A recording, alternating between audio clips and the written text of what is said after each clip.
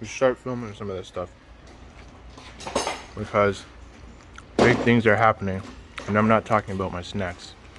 I'm talking about Honda Power in the Mazda chassis equals no braps, but all the faps.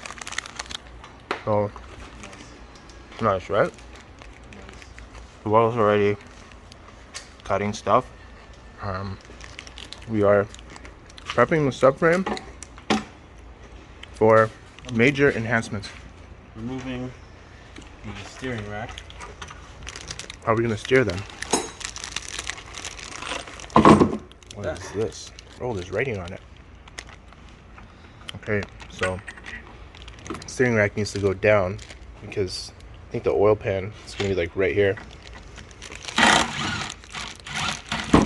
You know what? It might get in the way of the crank or something. Yeah.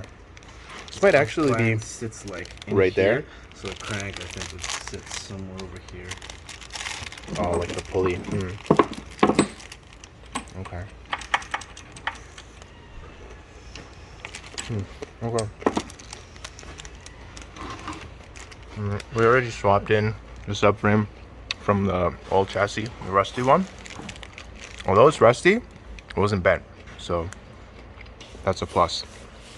We also know everything on the subframe works, and I replaced all these bolts and everything. So. Can we call it old chassis or old Bessie? Chassis. Can we call it old Bessie? Old Bessie. Took it out to pasture, so put it over the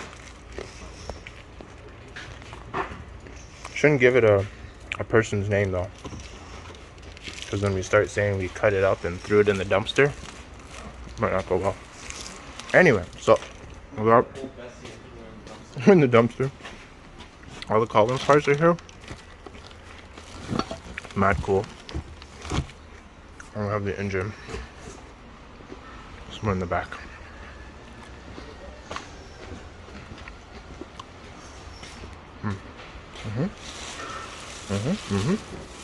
That's it. Apparently she's running. So we'll get this going. Get this hopefully somewhere in the engine bay today. I did have some people ask about why a K20 versus a rotary. Well, first of all, you can't argue with more power. K20 is going to make more power. It's going to be hopefully more reliable. It's going to rev almost the same RPM as the rotary did, and it's going to be easier for us to service because realistically, like even when I bought the original RX-8 and I got the motor put in it, I spent $2,000 or something just to get the short block, and it was constant issue after issue. Whereas if you spend $2,000, you could get a pretty swap, right? So I think longevity wise, this is a better idea for doing time attack and stuff. It's gonna work. All right, so steering rack is bolted up. So that spacer, what it does is just drop from the original mounting hole to here. It's probably about an inch and an eighth drop, and that gives you room to clear the crankshaft pulley. And that engine mounts for the K. So what you've got is some big brackets like this, and 2 bags like these to adapt the K series to. I think there's 2 bags. I thought I saw a second. Maybe I didn't. Yeah, to adapt the engine to this bracket. So we're gonna go ahead and install that stuff now. If it's anything worth pointing out, I will video it. Otherwise, probably just bolt it up. Okay, so what have we got so far? So we got the engine mounting brackets on. Basically install the adapter plate. It's pretty obvious how it goes together, right? You got one through hole. These ones bolt to the bracket, and the bracket bolts with the flush, what's this called again? A countersunk and a counterboard. Socket head cap screw there. This goes on the factory engine mount. And then wheels over here on the other side. This one. So you gotta take that little VIN plate off the bottom. And there's one spacer for here. And then, yeah, you can just bolt it up. And that's our engine out polyurethane. Hitting those fantastic screws. The long somebody ass put in there. screws, yeah, great. Fucking idiots. So I gotta drop that one. Go for it. Right? Yeah, we're gonna go for a drive right now. Okay. Alright, take care. Alright. K is the way. I gotta remember we're not going all the way down. Just go until the car starts tipping backwards. Don't forget the video we see today, Will. How was it lined up? It was good. Don't look at the lineup, bro. I'm videoing, okay? I got the most important job. Well, I'm dropping other shit. That's fine. Don't worry. We'll edit that out. I